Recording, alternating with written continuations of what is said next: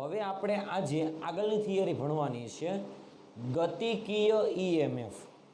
ગતિકીય EMF એટલે શું? તો કે ટૂંકમાં આપણે કહી શકાય કે કોઈ પણ પ્રકારની ગતિને લીધે વાહકમાં જે ઈએમએફ પ્રેરિત થાય છે તેને આપણે કહેવામાં આવે ગતિકીય ઈએમએફ। એટલે આપણે પહેલા વ્યાખ્યા લખી દઈએ કે ગતિકીય ઈએમએફ એટલે શું? તો કોઈ પણ પ્રકારની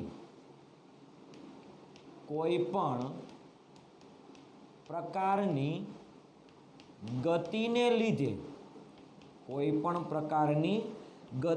લીધે વાહકમાં જે ઈએમએફ પ્રેરિત થાય એને કહેવામાં આવે ગતિકીય ઈએમએફ। એ આપણે હમણાં આવશે ત્યારે વધારે વાત કરીશું, પણ અત્યારે તમારે એટલું યાદ રાખવાનું કે કોઈ પણ પ્રકારની ગતિને લીધે વાહકમાં ઈએમએફ પ્રેરિત થાય તેને શું કહેવામાં આવે? તો કે ગતિકીય ઈએમએફ કહેવામાં આવે છે। ઓકે, એટલે ખાસ ધ્યાન આપજો, કોઈ પણ પ્રકારની ગતિને લીધે વાહકમાં ઈએમએફ પ્રેરિત થાય એને આપણે કહીશું ગતિકીય ઈએમએફ। ઓકે, એટલે ખાસ ધ્યાન આપજો, આજે આપણે એનું સૂત્ર સાબિત કરવાનું છે।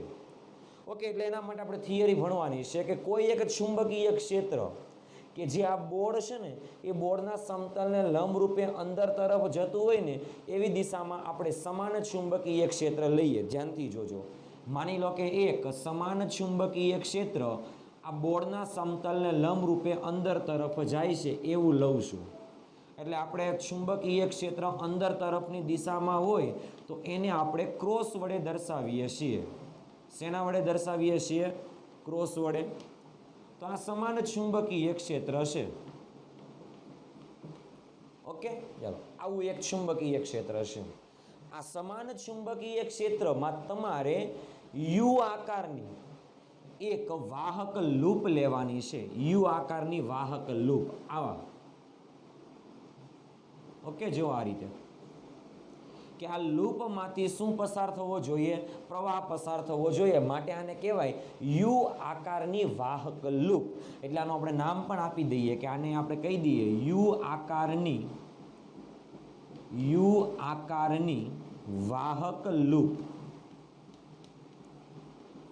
ઓકે, ચાલો, આ વાહક લૂપ છે। હવે આ વાહક લૂપને આપણે આ રીતે મૂકેલું છે, આ વાહક લૂપનો ક્ષેત્રફળ સદિશ લંબરૂપે અંદર તરફ જતો હોય અને ચુંબકીય ક્ષેત્ર પણ ક્યાં છે? અંદર તરફ હશે। એટલે બંને કઈ દિશામાં હોય? એક જ દિશામાં હોય। ઓકે, ચલો, બીજી વસ્તુની આપણે વાત કરેલી કે કોઈ પણ પરિપથમાં ઈએમએફ ક્યારે પ્રેરિત થાય? તો એ પરિપથ બંધ હોય ને તો ઈએમએફ પ્રેરિત થાય। તો આપણે આ પરિપથ છે એને આપણે બંધ કરવાનો છે। તો આ બંધ પરિપથ કરવા માટે, એટલે આ પરિપથને બંધ કરવા માટે આપણે શું કરવાનું? તો કે આ યુ આકારની જે વાહક લૂપ છે ને એની આ બે ભુજાઓ છે, તો આ ભુજાઓ પર સરળતાથી સરકી શકે અને સરળતાથી આગળ પાછળ થઈ શકે લૂપ સાથે, ખાસ ધ્યાન આપજો, તેવો આપણે એક સળિયો લઈએ, પણ વાહક સળિયો લઈએ, માની લો કે આવો, ઓકે, આ રીતે કે જેના ઉપર સરળતાથી સરકી શકે, આ રીતે આગળ પાછળ થઈ શકે, પણ આ લૂપની જે આ જે યુ આકારની વાહક લૂપ છે ને એની ભુજા સાથે અટકેલો હોવો જોઈએ। ઓકે, એ રીતે રાખવાનો છે, આ રીતે। ચાલો, આ રીતે રાખીએ એટલે આપણે આખું લૂપ જે બન્યું ને બંધ, એને નામ આપણે આપી દઈએ પી, આને હું નામ આપી દઉં પી, આને હું નામ આપી દઉં ક્યુ, અહીંયા નામ આપી દઉં આર અને અહીંયા નામ આપી દઉં એસ। ઓકે, એમાં જે આ બાજુ છે ને આર એસ એ આના જેટલી હોય, પી ક્યુ જેટલી, કે જેની આ જે લંબાઈ છે, ઓકે, એને આપણે કહીએ એલ કહીએ, અને આર થી ક્યુ અને પી થી એસ આ જે લંબાઈ છે ને એને આપણે એક્સ કહીએ। ઓકે, અને પી ક્યુ આર એસ જે આખું સમતલ બને છે ને લંબચોરસ, એનું ક્ષેત્રફળ લંબાઈ ગુણ્યા પહોળાઈ થશે। ઓકે, એટલે ક્ષેત્રફળ સદિશ કઈ દિશામાં છે? અંદર તરફ હશે। પહેલા આપણે આ બધા વિશે વાત કરી લઈએ કે અહીંયા આગળ P Q is equal to R S, તો આકૃતિ પરથી P Q is equal to R S is equal to લંબાઈ છે એલ। ચલો, હવે આપણે લઈએ P S is equal to R Q, P S is equal to R Q is equal to X કહીએ। ઓકે ચાલો હવે આ લંબચોરસ લૂપ છે PQRS એનું ક્ષેત્રફળની વાત કરીએ. લંબચોરસ લૂપનું ક્ષેત્રફળ, લંબચોરસ લૂપનું ક્ષેત્રફળ એ લંબાઈ ગુણ્યા પહોળાઈ, લંબાઈ કેટલી l, પહોળાઈ કેટલી x, એટલે થશે l × x. ઓકે ચાલો આ લંબચોરસ લૂપનો ક્ષેત્રફળ સદિશ અને ચુંબકીય ક્ષેત્ર બંને એક જ દિશામાં છે, કારણ કે ક્ષેત્ર પણ અંદર દિશામાં, અહીંયા આગળ જે લૂપ બને છે એના સમતલનો ક્ષેત્રફળ સદિશ પણ કઈ દિશામાં, એ જ દિશામાં, એટલે બંને કઈ દિશામાં છે, એક જ દિશામાં. એટલા માટે આપણે કહી શકાય કે અહીં ખાસ ધ્યાન આપજો, લખું છું તે વાક્ય, અહીં ચુંબકીય ક્ષેત્ર અને ક્ષેત્રફળ સદિશ બંને એકબીજાને સમાંતર છે, માટે થીટા ઇઝ ઇક્વલ ટુ કેટલા અંશ થશે, 0 અંશ થશે. ઓકે હવે ખાસ ધ્યાનથી જોજો, અહીંયા આગળ આપણે શું પ્રેરિત કરવાનું છે, વાહકમાં EMF પ્રેરિત કરવાનું છે. હવે EMF માટે આપણું સૂત્ર હતું ફેરેડેના નિયમ આધારિત.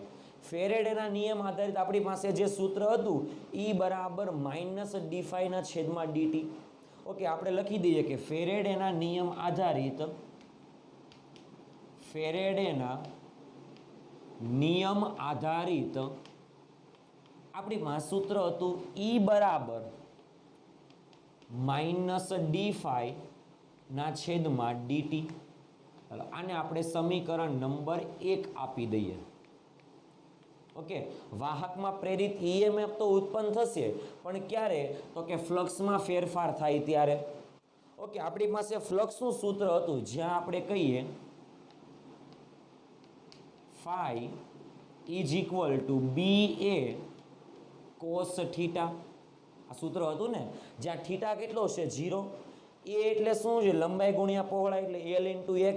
તો આપણે બધી વેલ્યુ મૂકી દઈએ, જો ધ્યાનથી, phi બરાબર b, ક્ષેત્રફળ l × x અને cos 0 અંશ, cos 0 એ વેલ્યુ 1 થાય, એટલે ફ્લક્સ આવે phi બરાબર b l x.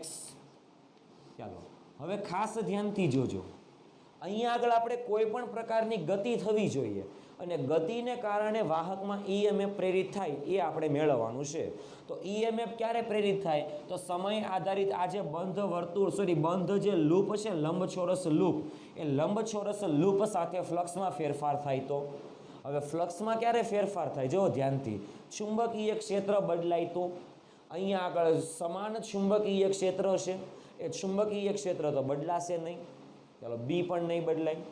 એલ એટલે આ લંબાઈ છે, આ વાહક લૂપ જે છે લંબચોરસ, એની આ લંબાઈ પણ બદલાશે નહીં. ઓકે તો બદલાશે શું, ખાલી એક્સ.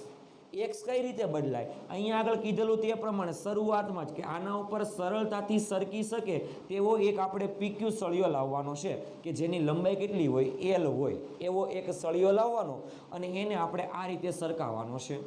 આ આગળ જશે તો લંબાઈ ઘટશે, એટલે કે આ એક્સ ઘટશે, પાછળ આવશે તો એક્સ વધશે, એટલે આની ગતિને કારણે એક્સમાં વધારો કે ઘટાડો થશે. ઓકે માની લો કે સમય સાથે આનો ઘટાડો થતો હોય તો એનો મતલબ એવો કે સમય સાથે અંતર બદલાય છે. સમય સાથે અંતર બદલાય તો સમયનું અંતરની સાપેક્ષે આપણે સમયની સાપેક્ષે અંતરનું આપણે વિકલન કરશું તો આપણને શું મળશે, વેગ મળશે. અને વેગને કારણે ગતિ થાય, વેગ એટલે ગતિ થાય છે, તો એના આધારે આપણે કહી શકાય કે વાહકમાં EMF પ્રેરિત થાય છે. ઓકે એટલા માટે આપણે કોન્સેપ્ટ એવો વાપરવાનો કે આ સળિયાને શું કરવાનો છે, ગતિ કરાવવાનો છે. માની લો કે આ સળિયાને આગળ તરફ ગતિ કરાવીએ એટલે બળ લગાડવું પડશે. આગળ તરફ ગતિ કરાવીએ, બળ લગાવીએ તો એનો વેગ માની લો કે v જેટલો છે. v જેટલા વેગથી આપણે એને ગતિ કરાવવાનો છે.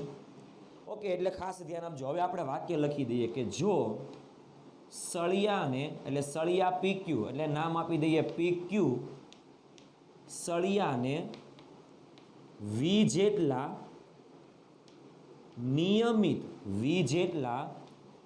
નિયમિત વેગથી ગતિ કરાવીએ, v જેટલા નિયમિત વેગથી આપણે શું કરાવવાનો છે, ગતિ કરાવીએ તો અહીંયા આગળ અંતર જે છે એમાં શું થાય, ઘટાડો થશે. તો ગતિ કરાવીએ તો x માં ઘટાડો થાય.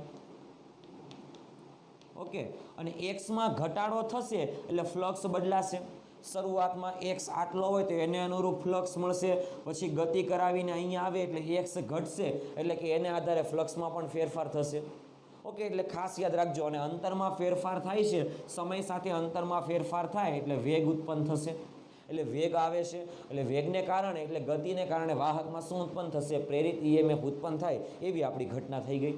ઓકે, એટલા માટે કંઈ આગળ લખેલું છે કે જો સળિયા PQ ને v જેટલા વેગથી નિયમિત રીતે એટલે નિયમિત વેગથી ગતિ કરાવીએ તો x માં શું થશે, ઘટાડો થશે. એટલે કે અહીંયા આગળ જે x હતો ને એ ઘટશે એટલે આ લંબચોરસ લૂપ છે ને એ લંબચોરસ લૂપનું ક્ષેત્રફળ બદલાશે. આઈડિયા એવો, લંબચોરસ લૂપનું ક્ષેત્ર બદલાશે એટલે x બદલાય તો જ બદલાશે. એટલે ખાસ યાદ રાખજો, x માં ઘટાડો થાય છે માટે આપણે કહી શકાય કે ફ્લક્સમાં ફેરફાર અંતર સાથે થાય છે. ઓકે, તો હવે ખાલી શું કરવાનું, આ જે phi બરાબર BLX છે ને એની કિંમત આપણે ખાલી સમીકરણ 1 માં મૂકવાની છે. એટલા માટે આપણે આગળનું સ્ટેપ આવું લખી શકાય કે સમીકરણ 1 પરથી E બરાબર માઇનસ ડીના છેદમાં dt, phi બરાબર આપણે લખી શકાય BLX. ગતિને કારણે અહીંયા આગળ સળિયાની ગતિને કારણે x માં વધારો કે ઘટાડો થાય છે, પણ આમાં શું થાય છે, ઘટાડો થાય છે. એટલા માટે આપણે લખી શકાય કે x નું સમયની સાપેક્ષે વિકલન થઈ શકે, પરંતુ b અને l કોન્સ્ટન્ટ હશે, એ વિકલનની બહાર નીકળશે એટલે માઇનસ BL. તો અહીંયા આગળ આવશે શું, તો કે dx ના છેદમાં dt. ઓકે, તો અહીંયા આગળ કહી શકાય E બરાબર માઇનસ BL dx ના છેદમાં dt એટલે સમયની સાપેક્ષે અંતરનું વિકલન, એટલે આપણને વેગ મળશે.